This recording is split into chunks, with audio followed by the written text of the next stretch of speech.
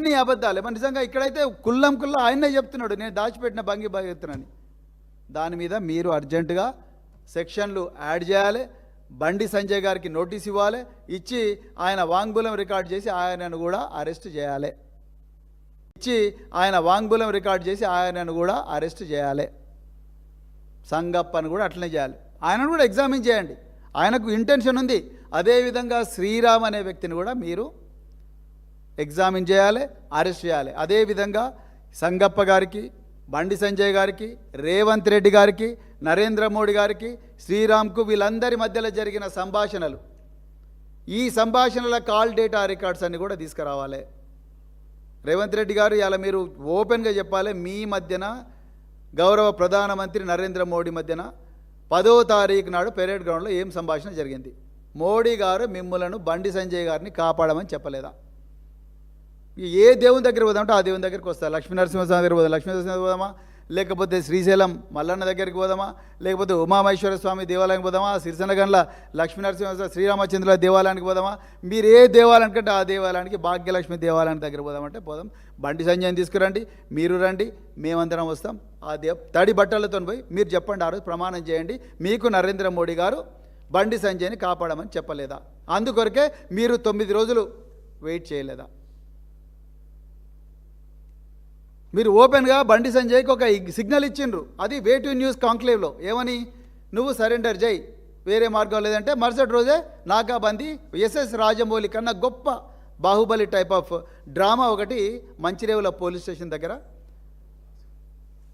మంచిరేవుల గ్రామం దగ్గర tech పార్కో echo park ఉంది. ఆ ఎకో పార్క్ ఎదురుగా 8 గంటల 15 నిమిషాలకు యూనిఫామ్ వేసుకున్న పోలీసులు వస్తారు, బండి సాయి భగీరథ్. అది అట్టర్ ఫ్లాప్ అయిపోయింది ఆ డ్రామా. ఎందుకంటే ఇగో బండి సాయి భగీరథ్ మిమ్మల్ని అందరినీ కాదని, నేనే మీకన్నా గొప్ప యాక్టర్ను, నేనే బాబు అని చెప్పి వాళ్ళ 2 అడ్వకేట్లను తీసుకొని రాజులాగా నడుచుకుంటూ పోయిండు పేట్ బషీరాబాద్ పోలీస్ స్టేషన్కు.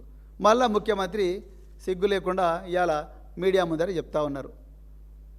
ఇది తెలంగాణ ప్రజలారా ఒకసారి గమనించండి. బండి సంజయ్ గారు తప్పకుండా చట్టం ముందర లొంగిపోవాల్సిందే, పోలీసుల ముందర లొంగిపోవాల్సిందే. ఈ పేట్ బషీరాబాద్ ఎఫ్ఐఆర్లో అక్యూజ్డ్ కాలంలో వారి పేరు కూడా తీసుకురావాల్సిందే. అదేవిధంగా బండి సంజయ్ గారి ఇంటి ముందర ఉండే సీసీటీవీ కెమెరాలు, దాంట్లో ఉండే ఫూటేజెస్ అంతా కూడా అర్జెంటుగా తీసుకోవాల్సిందే. ఆనాడు బండి సంజయ్ గారి ఇంటి దగ్గర ఉండే ఏవైతే 22, 23 ఏప్రిల్ నాడు ఉండే కాల్ డేటా రికార్డ్స్ అన్ని కూడా భద్రంగా ప్రిజర్వ్ చేయాల్సిందే, వేరే మార్గం లేదు. ఇవన్నీ మీరు చేయడం లేదంటే మాత్రం తప్పకుండా మీరు ఈ కేసును నీరుగార్చే ప్రయత్నమే చేస్తున్నారు. ఇది ముమ్మాటికి వాస్తవం. అదేవిధంగా ఈ సోషల్ మీడియాలో మరి దాదాపుగా 100 మంది ఈ అమ్మాయికి సంబంధించి చాలా అత్యంత నీచమైన అశ్లీలమైన కామెంట్స్ పెట్టిండ్రు. ఆమె ఫోటోలు, ఆమె వీడియోలన్నీ కూడా చేసినారు. వాళ్ళందరినీ ఏ విధంగా అయితే గౌరవ న్యాయమూర్తి మీద అభ్యంతరకర పోస్టు పెట్టిన దుర్మార్గుని ఏ విధంగా అయితే తీసుకొచ్చిండ్రో అదేవిధంగా వీళ్ళందరినీ కూడా తీసుకురావాలి. వీటి కోసం మేము పోరాటం చేస్తాం. వీళ్ళందరి మీద యాక్షన్ తీసుకునేదాకా బీఆర్ఎస్ పార్టీ పోరాటం చేస్తుంది. చివరిగా నేను మళ్ళొకసారి చెప్తా ఉన్నా, ఈ కేసులో మొదటి నుంచి కూడా బాలిక పక్షాన నిలబడ్డది బీఆర్ఎస్ పార్టీ.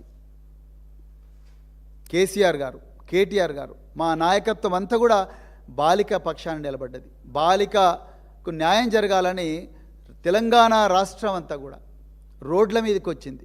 బీఆర్ఎస్ పార్టీ ఆ విధంగా ప్రజలను ముందుకు నడిపించింది. బాలికను అఘాయిత్యం చేసిన భగీరథ్ను కాపాడాలని అహోరాత్రులు కష్టపడ్డది రేవంత్ రెడ్డి. బండి సంజయ్, బీజేపీ నాయకులు, రామచంద్రరావు ఏం మాట్లాడుతున్నారు? రామచంద్రరావు గారు, మీరు లాయరా?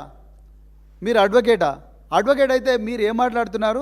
ఇదంతా బండి సంజయ్కి చెందిన వ్యవహారం, అది వాళ్ళ కొడుకు సంబంధించిన వ్యవహారం, బండి సంజయ్కి ఏం సంబంధం అంటున్నారు. మీరు ఎప్పుడన్నా ఆ తల్లి కంప్లైంట్ చదివినరా రామచంద్రరావు గారు? మీరు చాలా లాయర్ కదా, పెద్ద లాయర్ కదా, మీ దగ్గర ఇంకొక లాయర్ ఉంటాడు, ఆయన ఇప్పుడు ఎంపీ రఘునందన్ రావు గారు. మరి మీరు అంటే ఉరికొస్తారు కదా, పట్టుకొని డిబేట్లకు వాటికి వీటికి వస్తారు కదా, మరి దీంట్లో ఎందుకు రావట్లేదు మీరు? మరి అన్ని అబద్ధాలే మాట్లాడుతూ ఉన్నారు. ఎక్కడ పోయిన మీ మహిళా నాయకురాలు?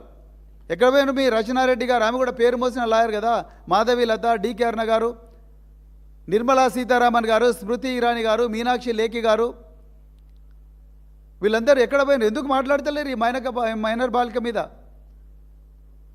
ఎందుకు మాట్లాడడం లేదు? రేవంత్ రెడ్డి గారు 17 కోట్ల రూపాయలు ఈరోజు బీఆర్ఎస్ పార్టీ మీద పెట్టిన అక్రమ కేసులకు ఖర్చు పెట్టడానికి మీరు ఖర్చు పెట్టినరు. అభిషేక్ మను సింగ్ గారికి దాదాపుగా 7-8 కోట్లు ఇచ్చినట్టుగా తెలుస్తున్నది. మరి ఈ అమ్మాయి గురించి కనీసం ఒక 10 లక్షలు, 20 లక్షలు, కోటి రూపాయలు పెట్టలేరా? ఇలా వచ్చి ప్రెస్ ముందర అన్ని అబద్ధాలు మాట్లాడుతూ ఉన్నారు. మళ్ళీ మీరు రాజకీయాల గురించి మాట్లాడతారు, మీరు కేటీఆర్ గురించి మాట్లాడతారు, లేకపోతే కేసీఆర్ గురించి మాట్లాడతారు. ఏ మాత్రం అర్హత లేదు. తెలంగాణ ప్రజలారా, ఈ రాష్ట్ర ముఖ్యమంత్రి, ఈ హోంమంత్రి ఉన్నంత వరకు మహిళలకు భద్రత లేదు, మైనర్ బాలికలకు భద్రత లేదు. అందుకొరకే ఒళ్ళంతా కళ్ళు పెట్టుకొని నిరంతరం అప్రమత్తంగా ఉండాలి.